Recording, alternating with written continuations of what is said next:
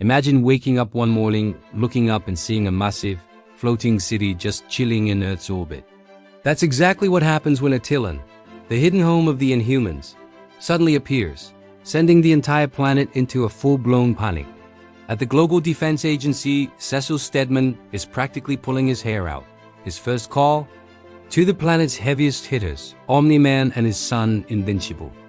Their mission is simple, or so it seems: fly up there, figure out who these new neighbors are, and what they want.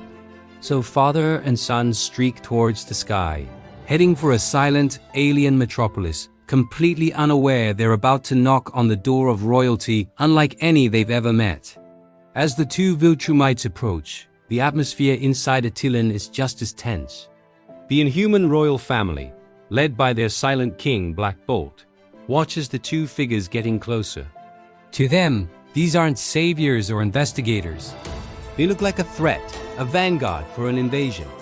Omni-Man, never one for subtlety, zips right up to the city's main viewport. He tries to talk in his usual way, arrogant, demanding, and full of that classic Viltrumite superiority.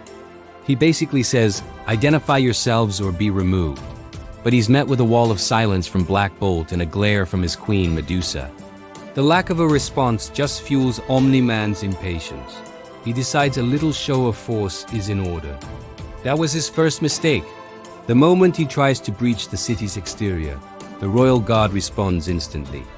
Gorgon, with his bull-like legs, slams his hoof down, sending a seismic shockwave that rattles Omni-Man in midair. Before he can recover, Karnak, the master strategist who can see the flaw in all things, is on him.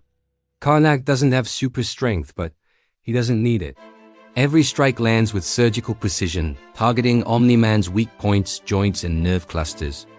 It's like a fly annoying a bull, but this fly knows exactly where to sting to cause the most pain. Omni-Man is more annoyed than hurt, but he's also surprised. These aren't just regular aliens. He swats Karnak away, sending him flying, and the skirmish explodes into a full-on brawl.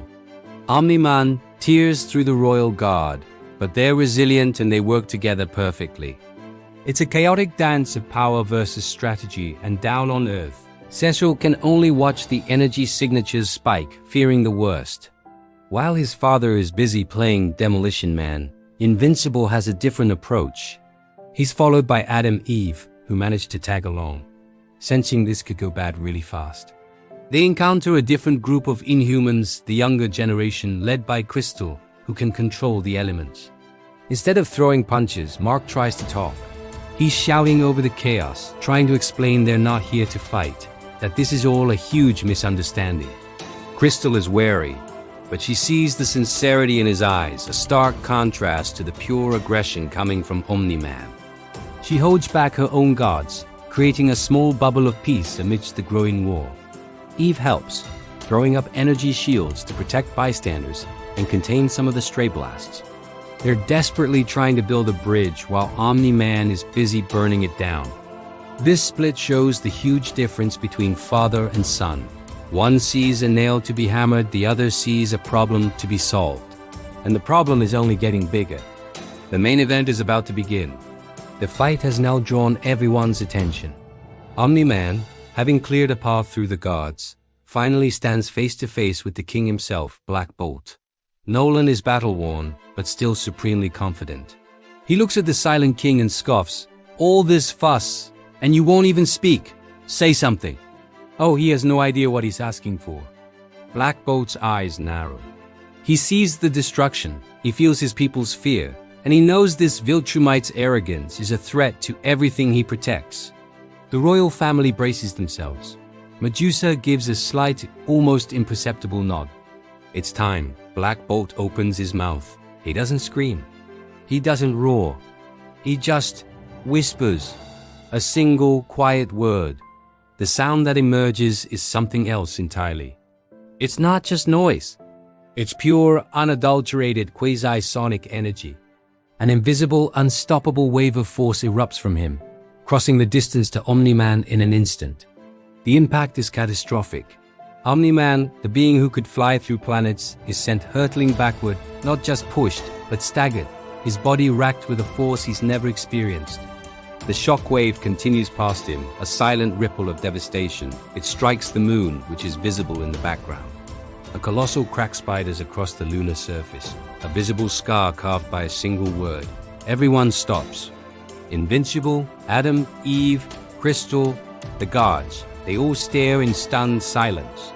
Omni-Man recovers, floating in space, his ears ringing, his body aching. For the first time in a long, long time, he looks genuinely shocked. He looks from the cracked moon back to the Silent King and understands. This isn't just a city of superpowered beings. This is a kingdom with a nuclear deterrent that wears a crown.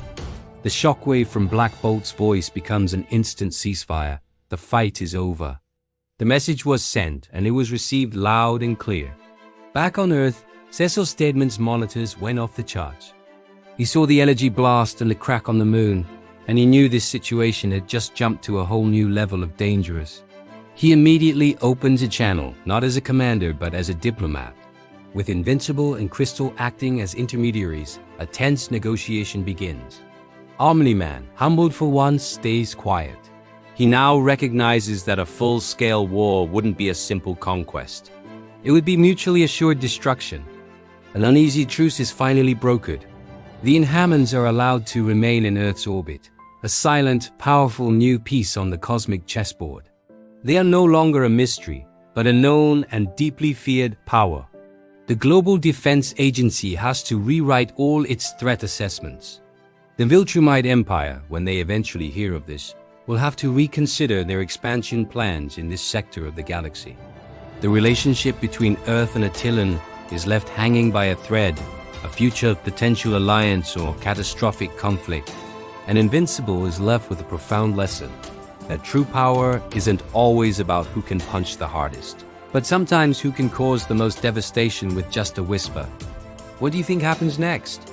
Does this truce hold, or is it just the beginning of an even bigger war? Let me know your theories in the comments below. Thanks for watching, and don't forget to like and subscribe for more What If battles. See you next time.